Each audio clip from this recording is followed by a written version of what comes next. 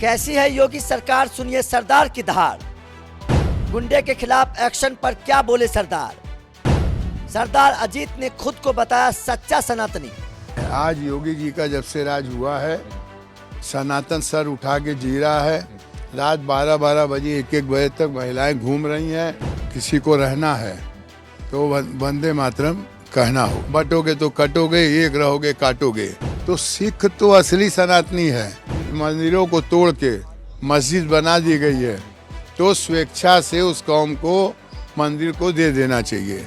जिस घर का लड़का सबसे बड़ा होता था उसको सरदार कहा जाता था। असली में तो हम लोग ही असली सनातन के रक्षक हैं, तो हम सनातन में क्यों नहीं आएंगे।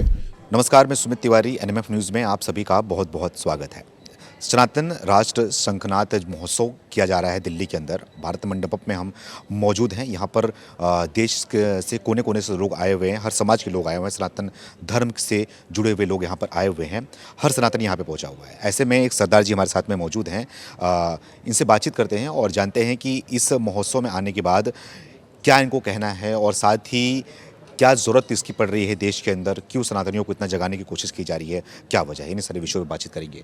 सरदार जी, आपका स्वागत है। क्या कहना चाहेंगे कि इस महोत्सव में आप आए हैं, तो आपको इस महोत्सव में क्या समझ में आया, क्यों इसकी ज़रूरत पड़ रही है और कहाँ से आए? आज हम लोग विगत 15 सालों से सनातन के लिए कार्य कर रहे हैं और ये सनातन का शंखनाद गोवा से शुरू हुआ था। ये आज दिल्ली में इसलिए रखा गया है कि दिल्ली हमारे देश की राजधानी है। यहाँ सारे मंत्री रहते हैं और हमारे लोकप्रिय प्रधानमंत्री भी यहाँ पे हैं और यहाँ से यूपी में बाबा के पास भी आवाज़ जाती है। और बाबा माननीय मुख्यमंत्री जी को, योगी आदित्यनाथ जी को देखा गया कि वो सनातन के लिए एकदम शब्द टू शब्द ऐसा बोलते हैं कि जिससे सनातन के अंदर प्रेरणा मिलती है। योगी जी की बात कर रहे हैं? हाँ। अच्छा। योगी जी ने जो भी बोला सनातन के लिए एक तरफा बोला। अगर गलत है तो गलत, ये जो जैसा करेगा वैसा उसको जवाब देंगे।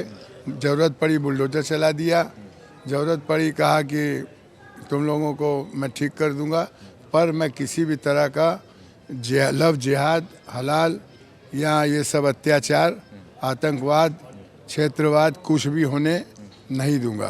तो आज हम लोग इस अलग को जगाते हुए ये जगह जगह हम लोग शंखनाद का कार्यक्रम कर रहे हैं, जिससे लोगों को ये बता रहे हैं कि आप लोग एकत्रित होइए और देश के अंदर अगर किसी को रहना है तो वंदे मातरम कहना होगा। मैं आपसे इसलिए बात कर रहा हूँ, आपको मैं इसलिए जोड़ा अपने कैमरे के माध्यम से।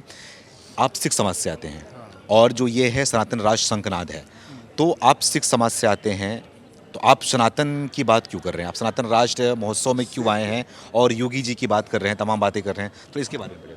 सिख समाज, आपको ये मालूम होगा कि औरंगजेब के ज़माने में जब अत्याचार होते थे तो सिख गुरुओं ने, हमारे श्री गुरु गोविंद सिंह जी महाराज जी ने, गुरु तेग बहादुर जी ने, और अपने आशीष कटवा दिए और 1.25 मन जने उतार के वो खाना खाता, नाश्ता करता था।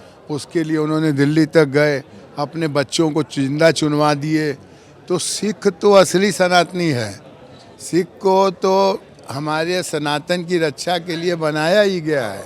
जिस घर का लड़का सबसे बड़ा होता था उसको सरदार कहा जाता था, और सरदार करने के बाद ये हुआ कि इनको कोई पहचान दे दी जाए, तो कड़ा, कंघा, बाल, केस, कंघा, कृपाण, ये सब सारी कच्चा दिया गया कड़ा, तो वो एक पहचान हो गई। असली में तो हम लोग ही असली सनातन के रक्षक हैं, तो हम सनातन में क्यों नहीं आएंगे।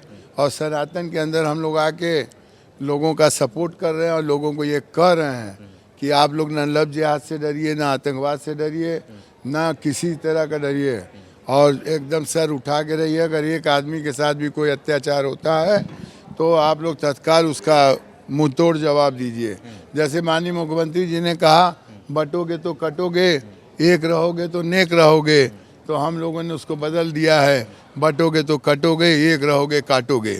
अगर किसी बटोगे तो कटोगे, एक रहोगे तो काटोगे। लेकिन ये तो भड़काऊ नारा हो गया। नहीं, ये भड़काऊ मेरा नहीं, मेरा कहने का सेंस है, अगर आपके साथ अत्याचार होता है तो उस अत्याचार का जवाब इस मुस्तैदी से दीजिए कि ये बात, कटोगे का मतलब हो गया कि अगर आपके साथ गलत हो रहा है, हम हिंदू कौम सनातनी लोग अत्याचार करते नहीं हैं, लेकिन अब उन लोग को ये कहा जा रहा है कि अत्याचार कोई करे तो उसका जवाब मुंह तोड़ देना चाहिए। योगी जी की बात आप बार बार कर रहे हो, तो उत्तर प्रदेश में योगी जी मुख्यमंत्री हैं, आप भी उत्तर प्रदेश से आते हैं, लेकिन उत्तर प्रदेश में योगी जी सनातनियों के लिए क्या काम कर रहे हैं, अपने प्रदेश के लिए क्या काम कर रहे हैं, क्या चीज़ें आपको नज़र आ रही हैं? बोलते हैं कि वो सिर्फ नफरत फैलाने की बात करते हैं, नफरत फैलाने का काम करते हैं। ऐसा नहीं है। आज योगी जी का जब से राज हुआ है, सनातन सर उठा के जी रहा है।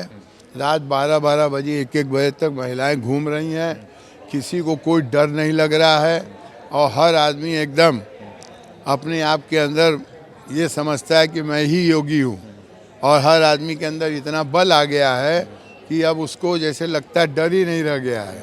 और जो लोग आतंकवादी थे या उग्रवादी थे या लव जिहादी थे, उनकी कमर टूट गई है। अगर किसी ने कोशिश की है तो योगी जी ने उसको बुलडोजर से गिरवा दिया या ट्राई साइकिल पर बैठा दिया या उनको पूरी तरह से ओवरहालिंग कर दी। तो आज उस वजह से आतंकवादी, उग्रवादी, जो लव जिहादी सब सारे अपने दरबे में चले गए हैं। गुंडा राज देखिए पूरी तरह ख़त्म हो गया है। और योगी जी ने एक सबसे अच्छा काम ये किया कि काशी विश्वनाथ मंदिर और अयोध्या, हमारा ये कहना है कि अगर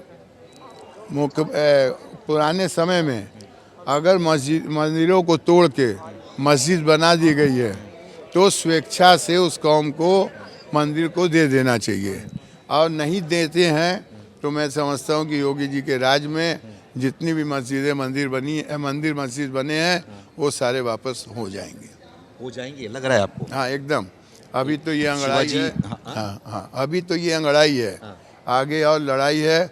और ये लड़ाई आपकी काशी, मथुरा, अयोध्या सब तरफ जाएगी और धीरे धीरे पूरे देश में इसका डंका बजेगा।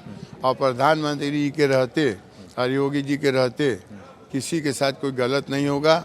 जो गलत करेगा चाहे किसी को। बताइए, शिवाजी महाराज जब मुगलों को हराया था, मुगलों को भगाया था, उसके बाद कई मुगलों ने कई ऐसे मंदिरों को खंडित कर दिया था, तोड़ दिया था, उसका पुनर्से बनवाया गया उसको और कई मंदिरों को वापस लिया गया। तो अब क्या योगी जी उसी रास्ते में चल रहे हैं? योगी जी भी क्या उसी तरीके से अब से मंदिरों को उत्तर प्रदेश में जो है वो बनवा रहे हैं और खोज रहे, निकाल रहे हैं? संभल जैसे ही आपने संभल में देखा, तो क्या यही काम रह गया है कि सिर्फ मंदिर और मस्जिद खोजेंगे? ऐसा नहीं है। Yogi ji law and order को मेंटेन किए हुए हैं, विकास की योजनाएं चल रही हैं। आज जाके देखिए पूरे भारत में कितना विकास हो गया है। हर आदमी को एक नज़र से देख रहे हैं, पर गलत करने वाले किसी को छोड़ भी नहीं रहे हैं।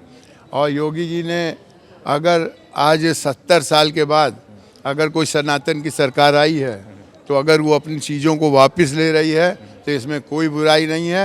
इसको वापस लेने में सनातनियों को शहादत देनी चाहिए। अगर कोई नहीं देगा तो सबसे पहले अजीत सिंह बग्गा शहादत देंगे सनातनियों के लिए।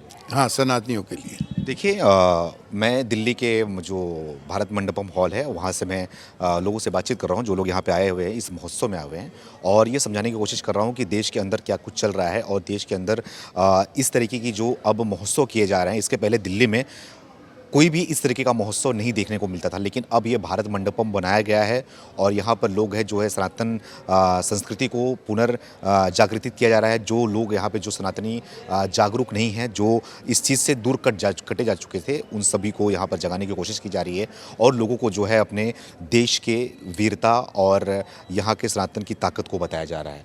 कुछ कहना चाह रहे हैं आप? और इसके माध्यम से हम लोग आदर्श हिंदू राष्ट्र की मांग भी कर रहे हैं कि एक आदर्श हिंदू राष्ट्र बने, और ताकि किसी भी तरह का कोई दिक्कत न रहे। हर जगह राष्ट्र बने हुए हैं और कई संविधान के नियमों में भी हम लोग बदलाव चाहते हैं, ताकि जो भी गलत नियम बने जिसकी वजह से इन लोगों को लाभ मिल जा रहा है, वो लाभ खत्म होना चाहिए। भारत का संविधान एक होना चाहिए, सब पब्लिक के लिए, सब जात के लिए एक होना चाहिए। सारे नियम कानून मजहब के हिसाब से नहीं होने चाहिए, सब एक होना चाहिए। एक देश एक कानून। आपकी क्या राय है? आप भी अपनी राय को कमेंट करके हमें ज़रूर बता सकते हैं। बहुत बहुत धन्यवाद।